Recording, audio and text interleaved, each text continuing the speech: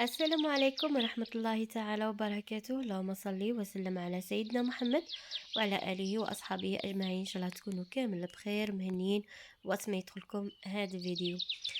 كما راكم تشوفوا البنات وصفة جديدة وفيديو جديد حبيت نقسم معكم، اللي هو عبارة عن صابلي بنوة كوكو منكه بنكهة الكاسيس. هاد الوصفة ريها سهلة مهلة، وهاد الصابلي عنده واحد البنة روعة ما شاء الله. نتمنى ان شاء الله تعجبكم الوصفة وتكملوها معايا. ما تبخلونيش بهذاك الجنب، فضلا وليس امرا البارطاج مع الحباب ومع العائله باش هكذا تعم الفائده. اللي دخل قناتي المره الاولى نقول له مرحبا بك، والى عجبتك القناه ما تنساش تفعيل الجرس باش هكذا يوصلك كل ما هو جديد مني. وهنا بلا ما نطول عليكم فرجه ممتعه ومرحبا بكم. بسم الله على بركة الله. جبت هنا تقريبا 500 غرام نتاع لانواة كوكو ولا جوز الهند. فوتها في الاشواط، يعني تفوتوها ترحيوها كامل حتى اللي تولي لكم شويه غبره. من بعد ضفت عليها هنا عطر نتاع الكاسيس. عطر الكاسيس راه متواجد. وجبت هنا ديك لانواة كوكو، بديت نحوس كامل هذاك العطر الكاسيس ندخلو في ديك لانواة كوكو باش تعبي لنا ديك النكهه نتاع الكاسيس، وفي نفس الوقت تتغير اللون ديالو. في هذه المرحله عاود جبت هنا شويه تاع ملون غذائي اللي هو حمر، زدت عملت معاه شويه تاع الماء، وقعدت هكذا نحوس باش ندخل داك اللون في ديك لانوات كوكو تاعنا باش يعطيها اللون نتاع الكاسيس، وفي نفس الوقت تانيك تعبي الذوق نتاع الكاسيس. كما راكم تشوفوا الطريقه راها سهله، ولكن لازم نحكو هكذا بيدينا حتى اللي نتحصلوا على اللون اللي راحنا حابينه.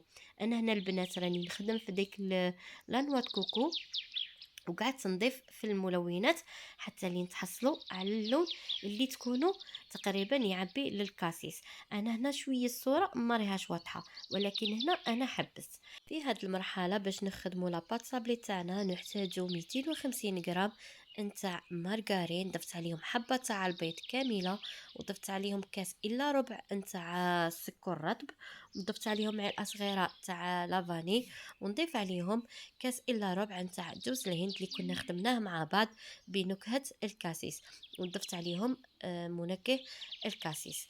ونقعد هكذا نخلط بيديا. كما راكم تشوفوا الطريقه ريها سهله مهله، كما اللي نخدموا الصابلي العادي، ولكن غير الاضافه اللي ضفناها هو عطر الكاسيس. هنا البنات تنجموا تغيروا ما تستعملوش الكاسيس، تنجموا تستعملوا منكه بنكهه السوريس، يعني الطريقه اللي استعملناها تغيروا برك وتستعملوا السوريس. هنا اللي يحب يغير في الذوق، ولكن ذوق الكاسيس عطالو بنه روعه. في هذه المرحله نقعدوا نضيفوا الفرينه تدريجيا حتى نتحصلوا على عجينه سهله الاستعمال، كما اللي نستعملوا عجينه الصابلي العاديه. هنا الفرينه ما تكتروش باش ما تجيكمش اصحى العجينه، وما تخليوهاش مطلوقه باش ما تنزل لكمش في الفرن. وهنا البنات ضيفوا معلقه تاع خماره تاع الحلوى. هنا البنات كي قعدت نجري لكم في الفيديو ويعني نقصت منه بزاف باش ما يجيكمش طويل، ما بانت لكمش هنا الخماره، ولكن عملوا الخماره نتاع الحلوى. هنا بعد ما نميس ديك العجينه تاعنا القوام تاعها يكون سهل الاستعمال كما راكم تشوفوا.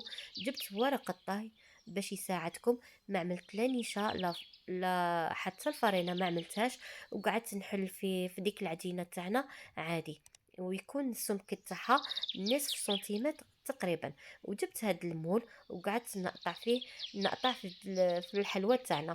نتوما اي مول تحبوا تخدموا به هاد الصابلي استعملوه، يبقى لكم الاختيار، يعني نتوما اللي تحبوه استعملوه. وفي نفس الوقت راني شعل الفرن على 150 درجه.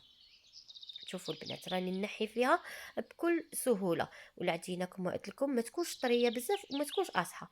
هنا ندخلها للفرن على 150 درجه. وفي هذه المرحله البنات نزيدو نكملوا الوصفه تاعنا اللي رايحين نستعملوا كريمه الزبده. نحتاجوا فيها 200 غرام نتاع مارغرين، ضفت عليهم كاس نتاع السكر الرطب اللي هو سكر غلاس، ونضيف عليهم 2 ملاعق نتاع غبرة كريمة الشونتيي اللي رايحة تعطي ديك الكريمة بنة من أروع ما يكون.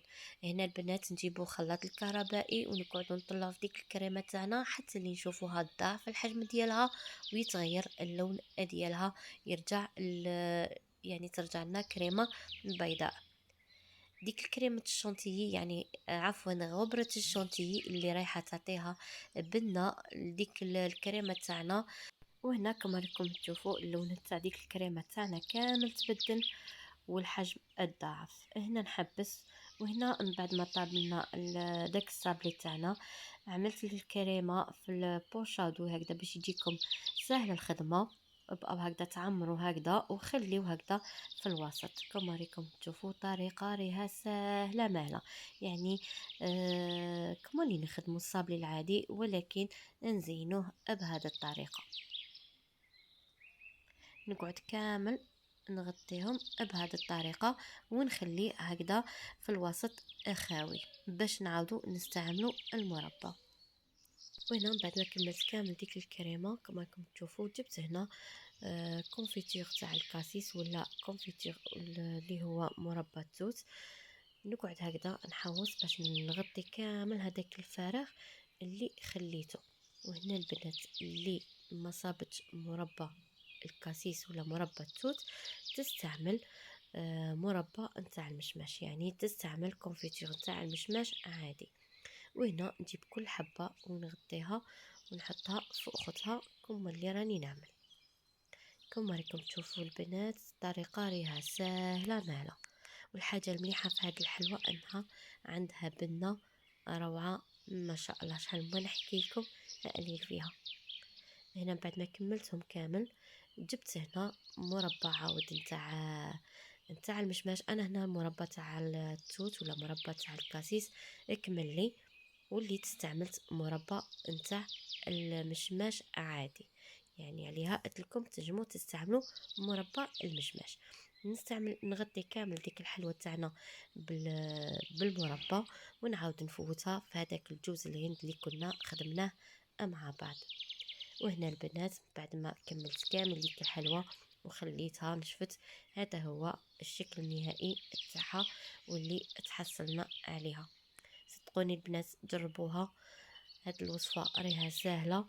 ويعني وكما قلت لكم اللي ما يحبش يعمل الذوق نتاع الكاسيس اللي هو التوت يستعمل السوريز. هنا يبقى لكم الذوق اختياري. ان شاء الله تكون عجبتكم الوصفه تاع نهار اليوم، ويعني وما خديت بزاف من وقتكم. واللي وصل معايا حتى لهنا نقول له شكرا على المشاهده. وما تبخلونيش بهذاك الجام فضلا وليس امرا باش يزيد عدد كبير من المشاهدات وما تستفادوا وغيركم يستفاد.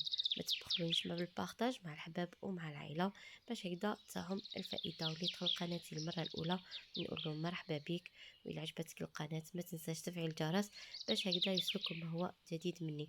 وبلا ما ننسى نشكر جميع المشتركات اللي عندي في القناة، نقولكم شكرا على الدعم المتواصل. واللي يدخل عندي جديد نقول له مرحبا بك. وهنا ما بقى لي نقول لكم ان شاء الله كنت خفيف عليكم وما طولتش عليكم، ونتلاقى فيديو اخر اذا كان في العمر بقية. وتهلاو في لسانكم. سلام.